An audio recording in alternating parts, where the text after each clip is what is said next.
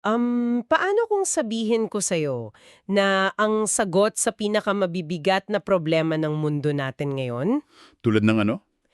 tulad ng matinding overpopulation at kahirapan, paano kung hindi ito nanggaling sa mga politicians o sa mga siyentipiko? Okay, saan nanggaling? Ibinigay daw sa pamamagitan ng isang math formula na direkta mula sa langit. Isang math formula mula sa langit. Oo! At paano kung ang taong may dala ng formula na ito ay may bit-bit lang na A4 bond paper para ipaliwanag yun? Medyo wild yan, ah. Wild talaga. At yan mismo ang titingnan at pag-uusapan natin ngayon sa malalimang pagsusuri na ito. Bale para sa iyo na nakikinig sa atin ngayon, ang mga sources natin ay binubuo ng mga audio transcripts at isang mahabang nakasulat na post mula sa isang lalaking nagngangalang Narciso Olalo At ano ang pangnahing claim niya dyan sa mga notes niya? na relihiyon at yung isang medyo nakakaintrigang talinghaga na tinawag niyang divine geometry. Oo, pero bago tayo tuluyang sumisid ng malalim dyan, nililinaw lang natin agad sa iyo na nakikinig na ang layunin ng malalimang pagsusuri na ito ay hindi para husgahan ng paniniwala ni numan, Tama. kundi para buksan at intindihin ang isang napakakakaibang pananaw. At ipapaalala ko lang ng malinaw na ang mga pananaw dito, lalo na yung mga kritisismo sa mga pare, mga pastor, at maging sa Biblia, ay pananaw lamang ng orihinal na may akda na si Narciso. Mismo. Pang maintindihan nating lahat yung konteksto ng mga mensahe niya. Wala tayong pinapanigan dito, objektibo lang natin itong susuriin. Okay, himayin natin ito. Kasi kailangan nating magsimula doon sa pinanggagalingan ng matinding kumpiyansa niya. Sinasabi ni Narciso na binigyan siya ng Diyos ng tinatawag niyang power of mind. Power of mind. Bakit daw sa kanya ibinigay iyan? Dahil siya raw ang numero unong naniwala kay Jesus Christ. At hindi lang ito basta mataas na IQ, literal na kakayahan daw ito na makita ang kasalanan ng tao at higit sa lahat, makapagpagaling. Makapagpagaling gamit ang isip. Gamit iyon at ang boses niya. At ang patunay niya ay nagpapagaling siya ng absolutely free o walang kapalit. Ang talagang nakakabilib dito ay hindi lang siya puro salita sa mga transcripts niya. Gumamit siya ng isang partikular na halimbawa. Yung kwento ni Lucina. Ayun, oo, yung kay Lucina, nawala daw yung bukol ni Lucina dahil sa panggagamot niya. At hindi lang kwento kasi napatunayan pa daw yun sa pamamagitan ng ultrasound. Kaya mapapaisip ka rin talaga kapag naglatag ng ganong klaseng ebidensya. Pero alam ko, hindi lang sa panggagamot umiikot yung kwento niya eh. Hindi. May mas nakakaloka pa, yung mga pangitian niya. May isang detalyadong pangitian siya noong December 2021. Pakinggan mo ito.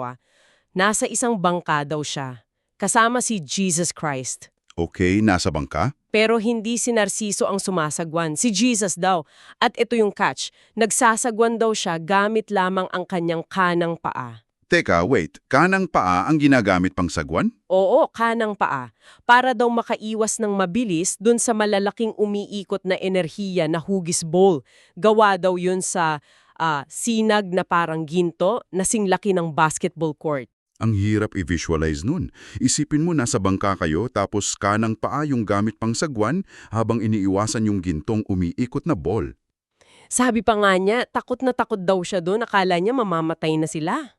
Pero kapag sinuri natin yung kahulugan yan, ipinapaliwanag ni Narciso na yung mga hugis bowl na yan ay mga buhawi o ipu-ipo.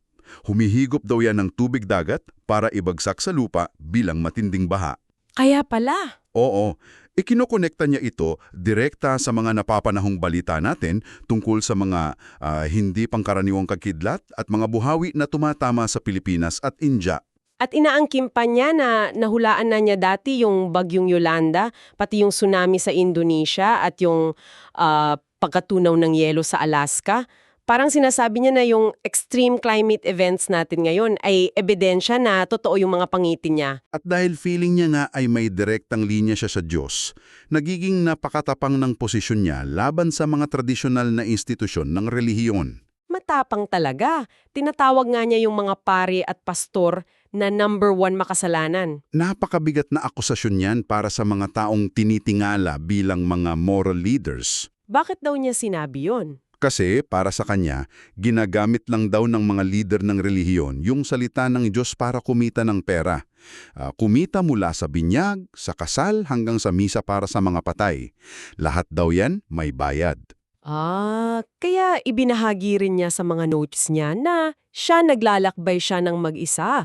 Wala siyang mga bodyguards, hindi tulad ng ilang sikat na pastor. Pinapakita niya yung contrast niya sa mga leader na ito. Pero umabot pa ito sa mas matinding punto. Kinwestiyon din niya mismo ang Biblia. Oo nga, yung Biblia daw ay gawa lamang ng tao at puno ng kasinungalingan. Binago-bago daw ito pagkatapos ng panahon ni Kristo para lang paboran yung mga reliyon. At gumamit pa siya ng isang logic dyan. Ikinumpara niya ito sa mga taong nabuhay 2,000 years before Christ tulad ni Noah, Mary at Joseph. Ang argumento niya, paano sila naging mabuti kung hindi naman sila kabilang sa mga modernong relihiyon? Kung totoosin, mapapaisip ka sa logic na yon. Talagang hinahamon niya yung eksklusibidad ng kaligtasan na itinituro ng maraming simbahan. At dahil dyan, asahan mo na may mga taong papalag. Dito na magiging sobrang interesanting ang usapan kasi ikukwento ko sa iyo yung nakakagulat na detalye tungkol sa isang pastor, si Pastor Danilo Jimenez. Anong nangyari sa kanila? Hinamon daw nitong pastor si Narciso sa isang video call.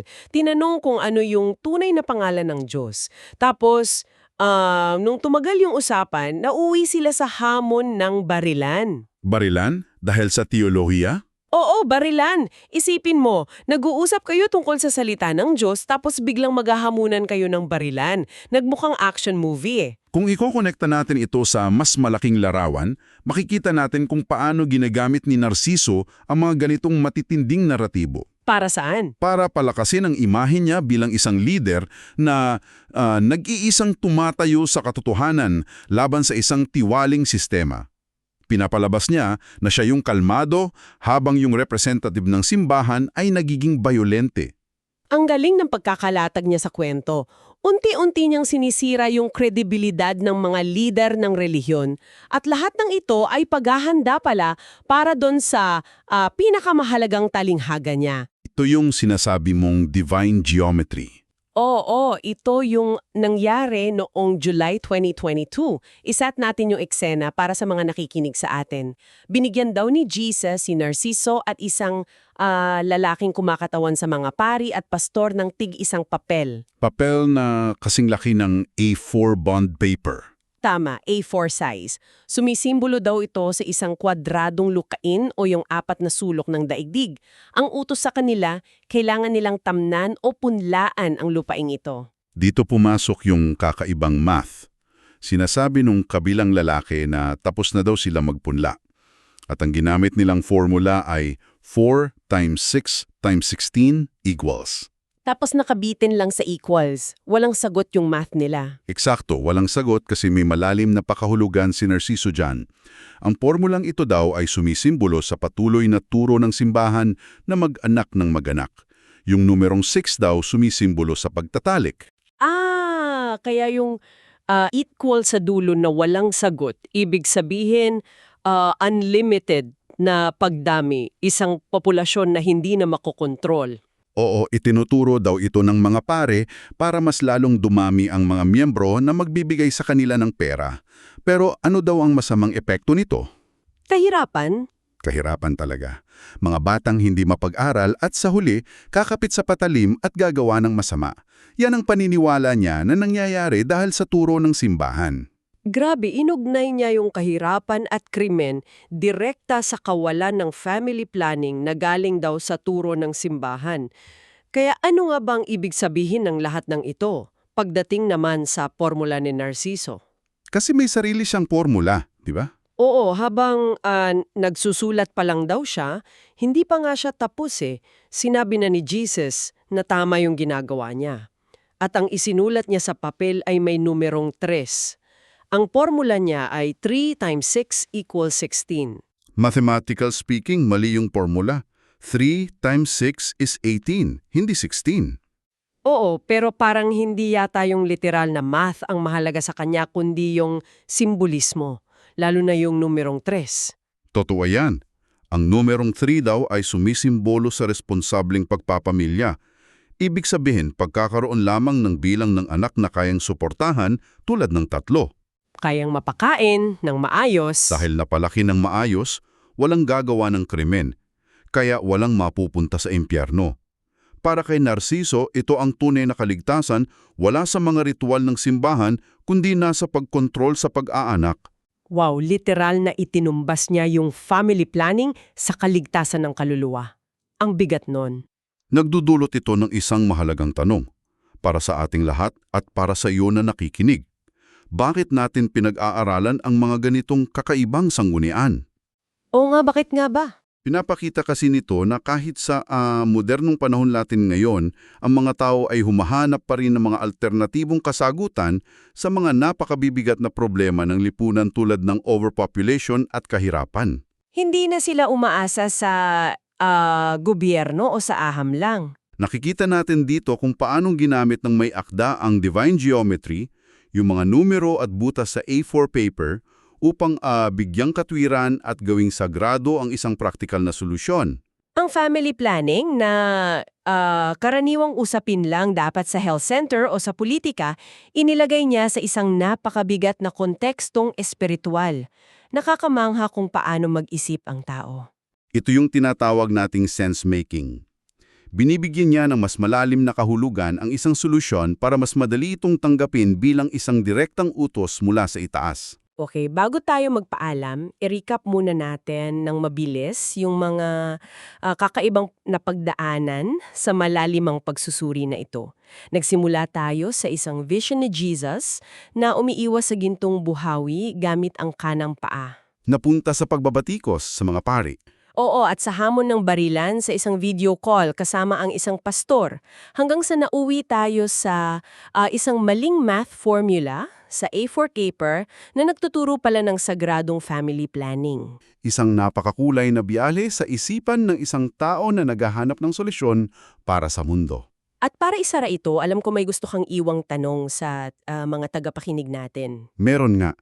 Gusto kong iwan ang kaisipang ito sa iyo. Sa isang mundong puno ng impormasyon, siyensya at teknolohiya, bakit kaya mas nakakaramdam ng kapanatagan ng ilang tao sa mga direktang mensahe mula sa panaginip at pangitin kaysa sa mga nakasulat na libro o opisyal na turo ng mga institusyon?